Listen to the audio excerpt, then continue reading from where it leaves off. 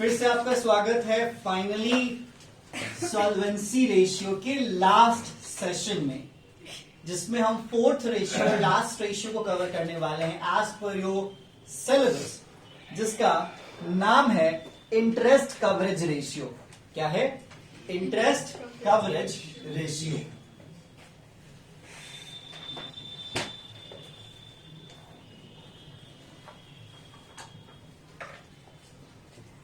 ये जाना पहचाना लग रहा है। लोगों के चेहरे पे भी तो कुछ ऐसे ही एक्सप्रेशन, कुछ लोग सोच रहे हैं। हाँ, लग रहा है क्या? कहाँ देखा था? रुको, बजट में डेफिसिट वाले अरे उसमें भी था, इंटरेस्ट पेमेंट ऑब्लिगेशंस को बताता है। इंटरेस्ट कवरेज रेशियो हूबहू यही नाम, यही पहचान साहब ने बजट में देखा है। खैर, हमने तो बीएसटी में फिनेंशियल मैनेजमेंट के चैप्टर में देखा था, जिसमें हम फिनेंसिंग डिसीजन पढ़ रहे हैं। ठीक है भाई, लोग जहां देखें। भाई, इंटरेस्ट कवरेज रेशियो पे मुझे नहीं लगता कि मुझे ज्यादा डिस्कशन करना चाहिए, बट फिर भी मुझे बता देना चाहिए क्योंकि आपको फॉर्मूले बताने हैं। ठीक है, इंटरेस्ट कवरेज रेशियो इसीलिए फाइंड किया जाता है ताकि कंपनी के फिनेंशियल रिस्क को हम क्या कर सकें, एनालाइज कर सकें या डिटरमाइन कर सकें। फिनेंशियल रिस्क पे हमने ऑलरेडी डिस्कशन किया है। ठीक है, डिस्कशन क्या था फिनेंशियल रिस्क पे कि भाई अगर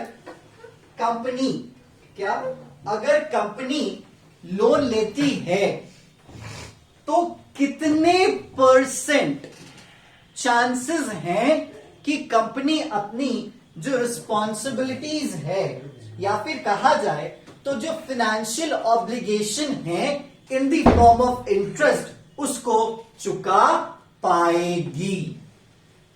ये तो जरूरी होता है ना, क्योंकि जब तक लोन देने से पहले मैं ये ना चेक करूं कि मेरा ब्याज आ पाएगा कि नहीं आ पाएगा। क्योंकि भाई देखो, प्रिंसिपल अगर नहीं आया तो हम तो दिवालिया बुलवा देंगे भैया, मतलब हम उसकी इंसॉल्वेंसी की बात करेंगे। ठीक है, हम उसकी लिक्विडेशन की प्रोसेस की बात करेंगे, लेकिन उस प्रोसेस में अगर मुझे अपने इस इंटरेस्ट से समझौता करना पड़े तो मेरा नुकसान है।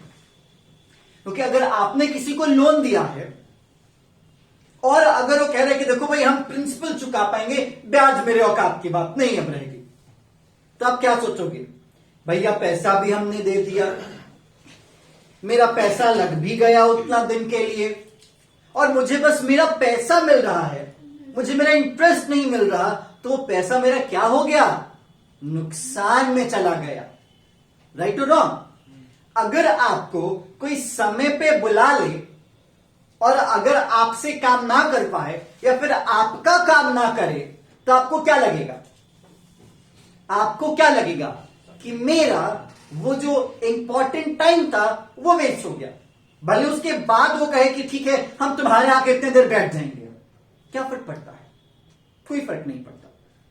तो इसीलिए इंटरेस्ट कवरेज रेशियो में आप ये देखते हैं कि कंपनी इंटरेस्ट चुका पाएगी या नहीं चुका पाएगी लॉन्ग टर्म। ठीक है, चलिए अब ये बताइए, सवाल यहां पे बनता है कि इंटरेस्ट चुकाने के लिए क्या चाहिए होगा। जनरली आप ये सोचिए, आप अपने दिमाग से सोचिए, हमें फॉर्मूला बनाना है।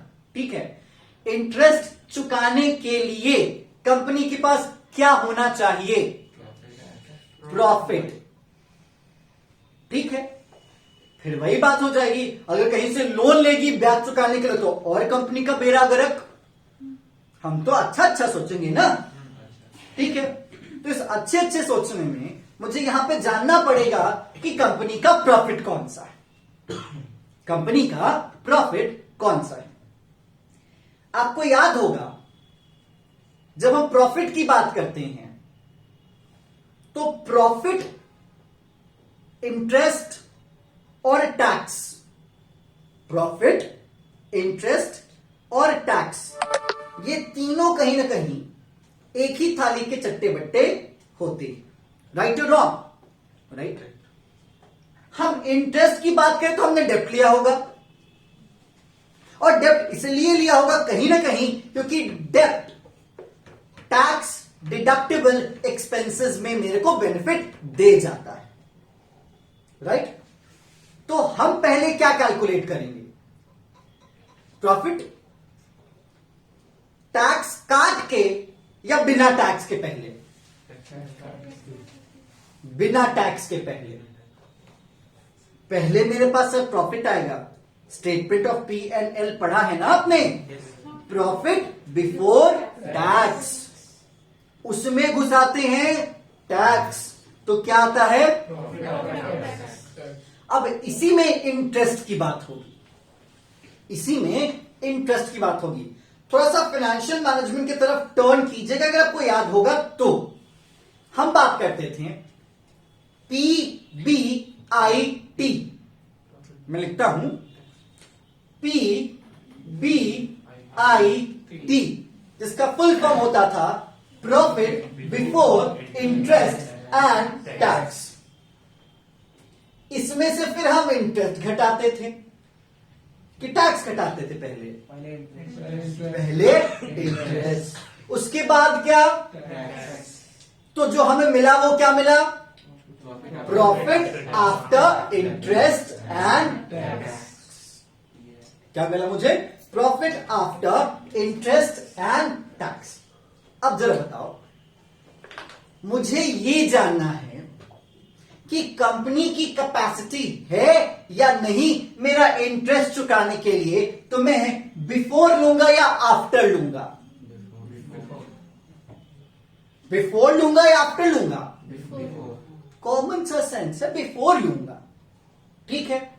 तभी तो मुझे पता चल पाएगा ना कि उतनी प्रॉफिट पे कंपनी मेरा इंटरेस्ट दे सकती है या नहीं, क्योंकि उसके बाद का प्रॉफिट ही तय करेगा कि कंपनी का वो जो प्रॉफिट है वो टैक्स स्लैब में आता है या नहीं आता। अगर नहीं आएगा टैक्स स्लैब में तो हम टैक्स घटाएंगे? नहीं आएगा तभी तो घटाएंगे। इसीलिए तो हम डेप्ट लेते हैं, ना, अदरवाइज हम डेप्ट ले क्यों? तो इसीलिए इंटरेस्ट कवरेज रेशियो को कैलकुलेट करने के लिए आपको प्रॉफिट से रिश्ता जोड़ना जरूरी है, क्योंकि सेंस क्या है यहां पे, उस रिश्ते के पीछे का रीजन क्या है कि इंटरेस्ट प्रॉफिट में से दिया जाता है, और वो भी दो टाइप का सर प्रॉफिट होता है, PBIT और PAIT। मुझे इंटरेस्ट किस में होगा? PBIT में। किस चीज के लिए? इंटरेस्ट के लिए। तो समझिएगा, मुझे इंटरेस्ट है PBIT में, इंटरेस्ट के लिए। ये एक बेसिक सी बात रही यहां पे, ठीक है। मुझे देना क्या है? इंटरेस्ट। अब एक वाला इंटरेस्ट की पूरा इंटरेस्ट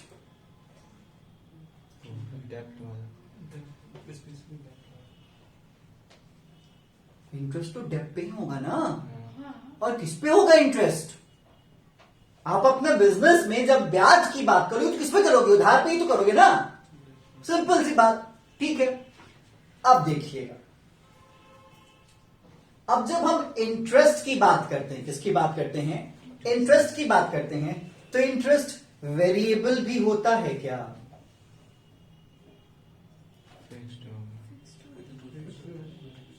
वेरिएबल भी होता है क्या? हो सकता है, नया डेप्ट फिर चेंज होगा। अगर आप इस सवाल का जवाब देना चाहते हैं तो आप डिबेंचर वाले चैप्टर में जा सकते हैं। वहां पे मैंने बताया था कि डिबेंचर और बॉन्ड में क्या अंतर होता है। डिबेंचर पे इंटरेस्ट शुरुआत में ही फिक्स होता है सर, बॉन्ड पे ये बाद में तय किया जाता है। यही सबसे बेसिक अंतर है डिबेंचर और बॉन्ड। तो ये जो इंटरेस्ट कवरेज रेशियो है जिसको हम कैलकुलेट करने बैठे हैं, ये कौन वाला होना चाहिए? ये वेरिएबल वाला होना चाहिए कि फिक्स वाला होना चाहिए? तो एक तरफ profit before interest and tax, और दूसरी तरफ आपके सामने क्या होगा, फिक्स्ड इंटरेस्ट चार्जेस। ठीक है, तो मैंने आपको बताया इंटरेस्ट देंगे कौन सा, फिक्स वाला। कहां से देंगे, प्रॉफिट से। ठीक है, और हमें यह जानना है कि कितना प्रॉफिट अवेलेबल होगा उस इंटरेस्ट को देने के लिए। तो आप फॉर्मूला क्या बनाएंगे, profit before interest and tax upon बोलिए। फिक्स्ड इंटरेस्ट, सिंपल, सही बोला आपने। Profit before interest and tax divided by fixed interest charges. बना लिया ये भी, कोई दिक्कत इसको समझने में? तो चलो भाई लिख लेते हैं इसका फॉर्मूला। फॉर्मूला होगा profit before interest and tax divided by fixed interest charges. याद रखिएगा सर, उसको इंटरेस्ट में इंटरेस्ट है, इट डजंट मैटर आपको प्रॉफिट हो या ना हो, लेकिन आपको ईज कैसे होगी देने में, जब आपको प्रॉफिट। क्लियर? क्योंकि जब आपका डेब्ट इक्विटी रेशियो ही अच्छा नहीं होगा तब आपको डेब्ट ही नहीं देंगे, और जब डेब्ट ही नहीं देंगे तो इंटरेस्ट की बात ही नहीं होगी। सर समझ में आया? क्लियर? कोई दिक्कत? चलिए अब जरा एक स्टेप आगे बढ़ते हैं और एक छोटा सा बेसिक इसमें कंक्लूजन समझते हैं। आपको याद होगा मैंने रेशियो के सबसे पहले क्लास में आपको बताया था expressions of the ratio, pure, percentage, times and fractions, ये चार चीज। ठीक है, मैंने कहा था समय समय पे चीजें बदलेंगी, सब एक जैसा नहीं होगा। अभी तक सब प्योर पे चलते आया है, लिक्विडिटी में करंट का हो या क्विक का हो, सॉल्वेंसी में डेब्ट इक्विटी का हो या टोटल असेट टू डेब्ट का हो या प्रोप्राइटरी का हो, इंटरेस्ट कवरेज मत कहो, ये प्योर पे नहीं चलता, ये चलता है नंबर ऑफ टाइम्स पे।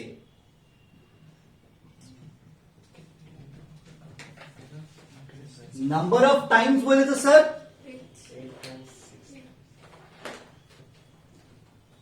कितना गुना प्रॉफिट इंटरेस्ट के कंपैरिजन में अवेलेबल है इंटरेस्ट को देने के लिए, कितना गुना।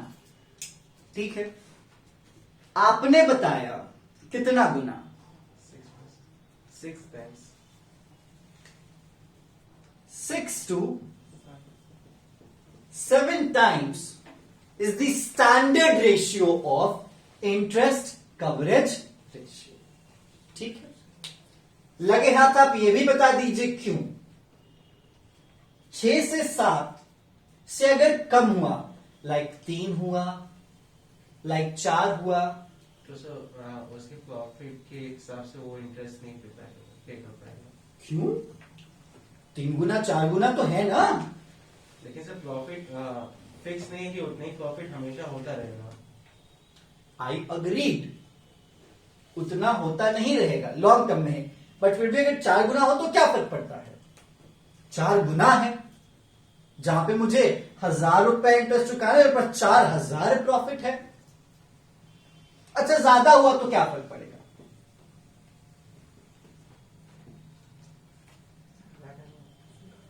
क्या?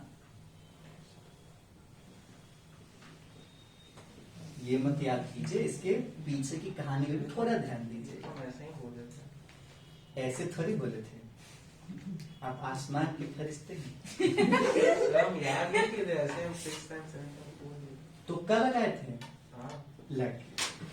देखिए भाई,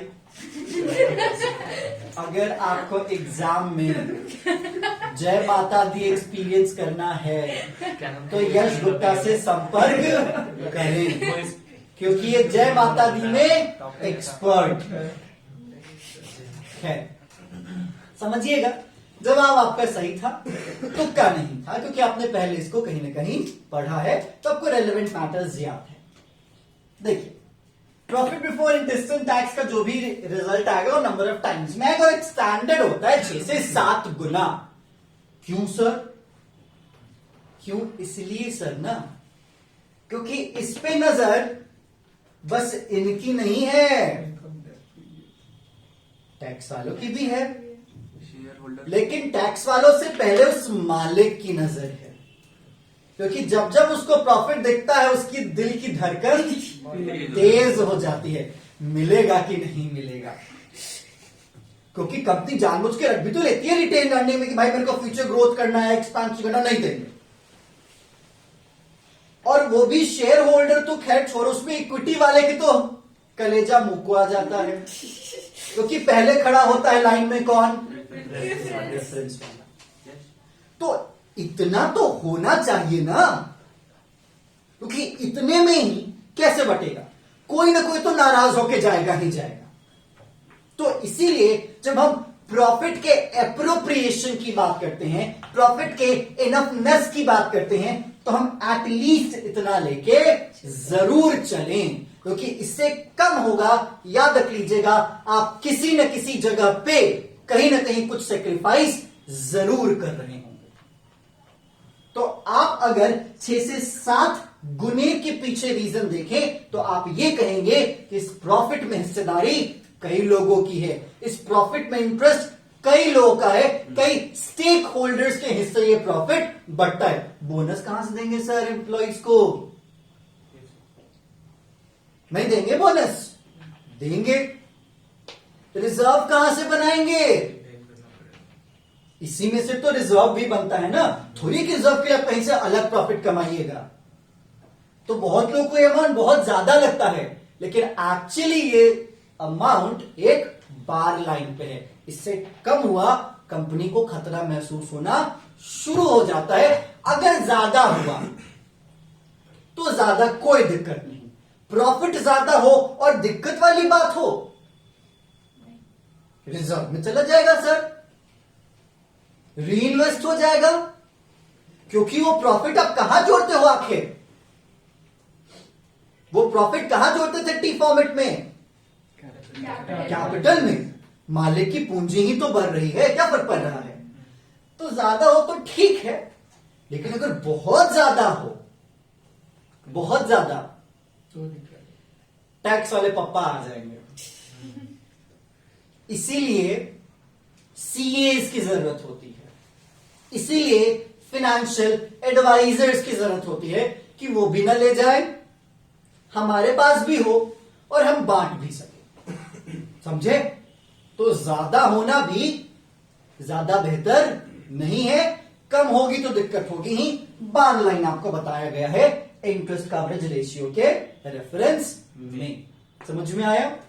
तो यही थे सॉल्वेंसी रेशियो के 4 बच्चे। पहला डेब्ट इक्विटी रेशियो, दूसरा टोटल असेट टू डेब्ट रेशियो, तीसरा प्रोप्राइटरी रेशियो और चौथा इंटरेस्ट कवरेज रेशियो। समझ में आया आपको? चलिए, तो इस सेशन में सॉल्वेंसी रेशियो की पूरी कहानी हो जाती है खत्म। आगे लगभग इस पे आई थिंक 20, 22, 30 क्वेश्चंस और हैं। आप उन क्वेश्चंस को जरूर सॉल्व कर लीजिएगा।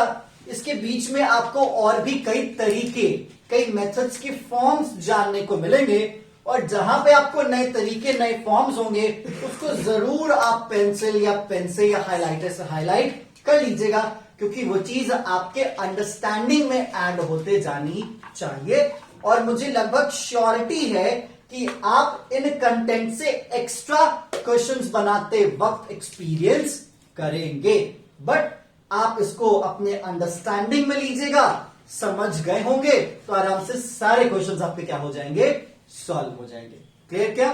तो चलिए आज के सॉल्वेंसी रेशियो के इस क्लास में इतना ही, फिर हम आपसे मिलेंगे नेक्स्ट क्लास में और जानेंगे नए रेशियो के नए वर्जन्स। तब तक के लिए stay tuned and thank you.